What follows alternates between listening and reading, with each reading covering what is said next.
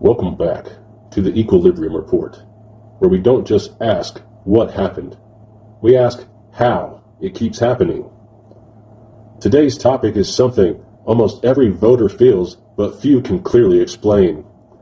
Why legislation in the United States so often looks insane, contradictory, or outright hostile to the people it claims to serve. Why a single bill can include disaster relief, foreign aid, surveillance funding, border enforcement, tax carve-outs, and unrelated culture war bait, all welded together like a political Frankenstein. And why no matter who you vote out, the same thing keeps happening. The Frankenstein Bill. Most Americans imagine laws as focused documents. A healthcare bill about healthcare, an infrastructure bill about roads and bridges, a defense bill about defense.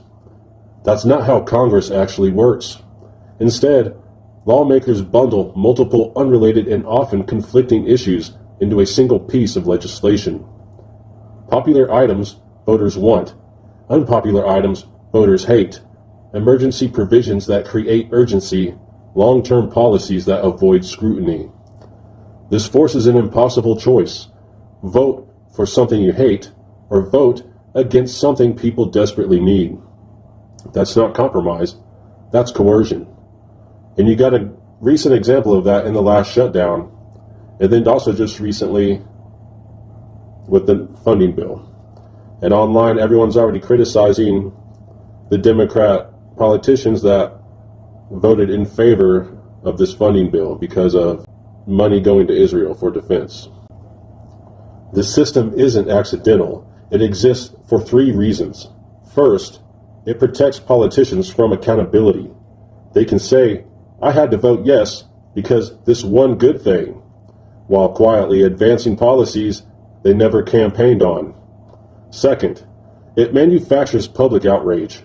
Voters see the bad parts, get furious, and lash out, often without understanding who actually authored which section. Third, it preserves donor priorities. Unpopular provisions don't survive as standalone bills, but hide them inside a must-pass package, and they slide through often unnoticed. Anger is not a side effect, it's a feature. This structure puts voters in a permanent lose-lose loop. You watch a bill pass that funds something you opposed. You get angry. You vote someone out. But the next Congress uses the same procedural tricks because leadership controls the calendar, committee chairs control what reaches the floor, donors control which issues are non-negotiable. So the cycle repeats, different faces, same mechanism. People correctly feel betrayed, but they're often aiming that anger at individuals instead of the system designed to absorb it. Now, I love to jump on an opportunity to make the Dems look dumb and to criticize them. And like I said, this recent funding bill has had everyone saying vote them out and this and that on a few of their favorite, what was once some of their favorite people, such as Jasmine Crockett and other people less favored. But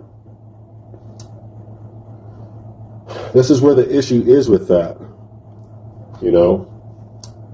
And not to give them credit, but you have to look, unless they were explicitly voting yes on that part, you know, maybe they were voting yes on the other parts or some other part that was needed, and, you know, that had to be part of it. And, you know, this is where you get caught, like, which one do you really want? As in, you know, the last shutdown, some people were just wanting them to vote with it, and then a lot of people wanted them to hold out and not vote, you know, even though both were damaging. You know, it's a lose-lose loop. And that's kind of where I think, like we're describing, people get trapped and distracted, really, from looking at, you know, the full picture and the actual problem, you know, contributing to the issue.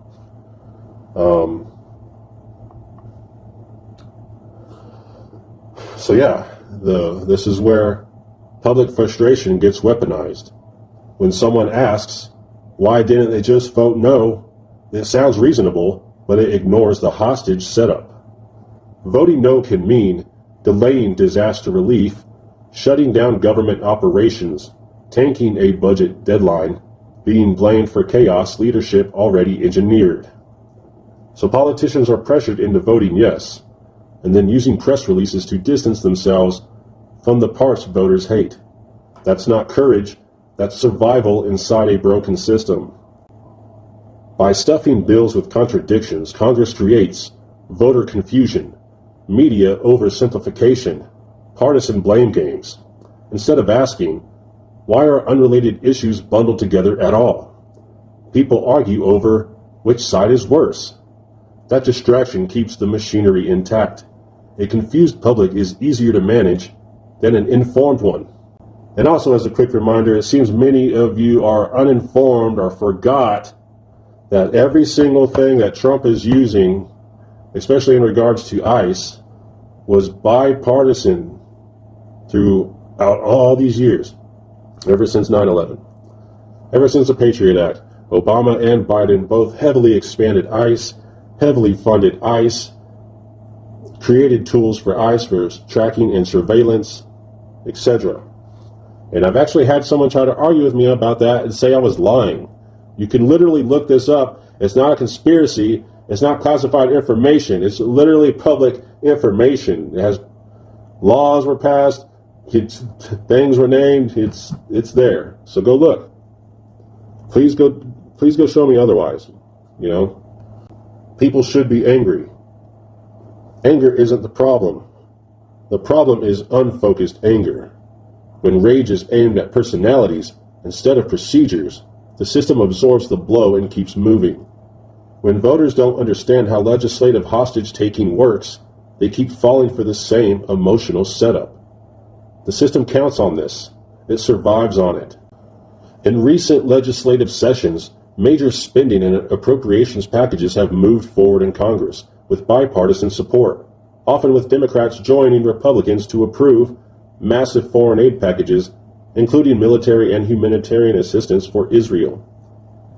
Continued funding for enforcement agencies tied to immigration and border security. Spending bills that include expansive security and defense provisions. For example, a wide-ranging package that included billions in aid for Israel and Ukraine passed with overwhelming support, including most Democrats in both houses of Congress, even as large portions of the Democratic base loudly oppose that policy direction. In the Senate, when a package was advanced that included billions for Israel, only a tiny minority of Democrats voted no. Notably Bernie Sanders, Peter Welch, Jeff Merkley, who opposed it on humanitarian grounds and concerns over civilian suffering. In the House, a supplemental bill to send aid to Israel passed with Democrats providing the necessary support to clear procedural hurdles. Some Democrats, like Jasmine Crockett, explained that they voted for the package because it combined multiple priorities, including humanitarian funds and allied assistance. There are individual voices of dissent, progressives who vocally criticize U.S. support for Israel, but they remain a small minority amid broad Democratic votes in favor of foreign aid. This gap between grassroots sentiment and legislative action matters because many voters are demanding accountability and resistance, sharing posts saying they don't want U.S. tax dollars tied to the war, pushing for a ceasefire and conditional aid. But when the rubber meets the road in Congress, the majority of Democrats cross the aisle on these key funding questions. And it's not just foreign policy. When spending bills are written that include enforcement and security line items, Democrats often vote for them even as they denounce parts of those agencies rhetorically. A recent large appropriations package passed with broad bipartisan support even as left-wing critics call for cuts in oversight. This pattern repeats. Some progressive lawmakers question immigration and customs enforcement, ICE, and call for its transformation or abolition. But when overall appropriations or supplemental packages come to the floor, those agencies continue receiving funding anyway, because the bills combine many different priorities that leadership sees as essential.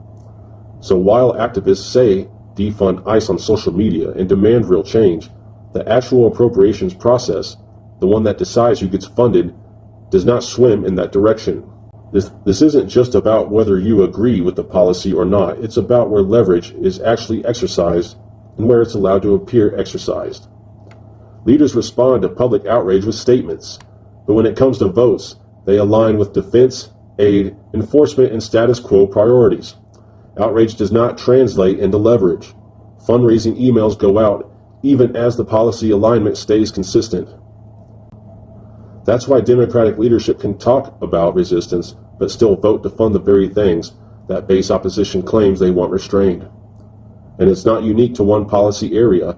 It happens across foreign aid, immigration enforcement, national security, and budget priorities. The disconnect between public activism and vote outcomes tells a deeper story. Political outrage on social platforms does not equate to institutional change in government.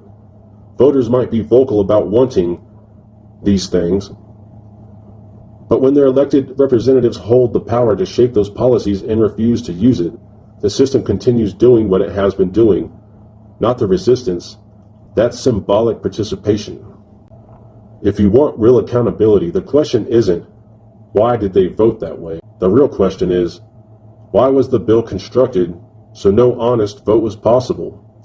Until voters demand single-issue bills, transparent authorship, clean votes without hostage clauses, the outrage will keep coming, the elections will keep cycling, and the outcomes will keep feeling the same. This is the Equilibrium Report. Not here to tell you who to blame, here to show you how the trap works. Because once you see the mechanism, it gets a lot harder to be played by it.